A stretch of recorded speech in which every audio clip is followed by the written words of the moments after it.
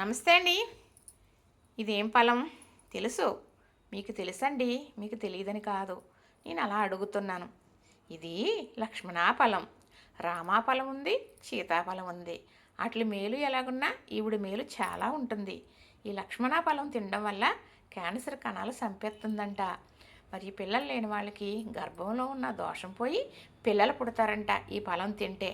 అంతే కదండి, BP sugar కూడా కంట్రోల్ అవుతుందంట. ఏ రోగం నివారణ పడుతుందంట. కాబట్టి ఈ లక్ష్మణ ఫలం దొరికిన వారు తినొచ్చు. ఇప్పుడు అమ్మటానికి కూడా వస్తున్నాయి. ఇది పెద్ద మెడిసిన్గా అయిపోయింది. ఇంకా దీని ప్రయోజనాలు ఎన్నున్నాయో మరి నాకైతే ఇయే తెలుసు. కానీ ఇది మాకు ఎవరో ఒకరు తెచ్చిస్తారండి. ఎందుకంటే మా వారు ఎప్పుడో అందరికీ చెప్పేసి ఉంచేశారు.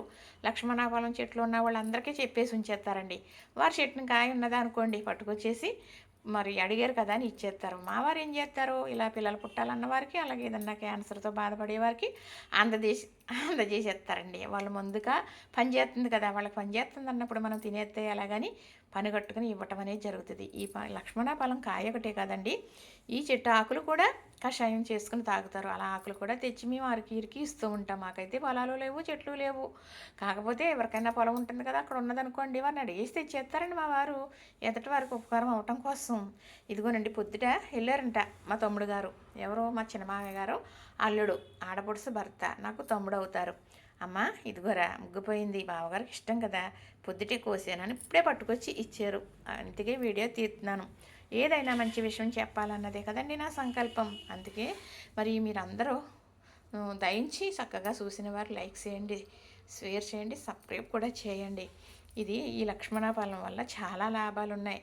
ఈ లక్ష్మణ ఫలం తింటే చాలా మంచిదని, చాలా మేలని నాకు తెలిసింది రెండో మూడో చెప్పాను. చాలా ఉన్నాయండి. ఇది ఒక రకం పంట అయిందంట, అమ్మకానికి కూడా వస్తూ ఉన్నాయంట, అమ్ముతూ ఉంటారంట. మనమైతే ఎప్పుడూ కొనలేదు. ఇలా చెట్లు ఉన్న వాళ్ళని అడిగేయడం, తెచ్చేయడం, ఆరికి ఇరికి ఇచ్చేయడం. ఒకవేళ ఎవరూ లేకపోతే మేమే తినేస్తూ ఉంటామండి. చాలా బాగుంటుంది. రేపైతే అడుగుతాను మా వారు ఎవరికన్నా ఇస్తారా ఏంటా అని. లేదు అంటే నేను ఓపెన్ చేసుకోవడం మీకు చూపిస్తాను. సరేనా? నచ్చిందా? ఇలాగా కాయ లభించినప్పుడు కొంచెం మొక్కైనా తినండి. మంచి ఆరోగ్యం కదా మరి.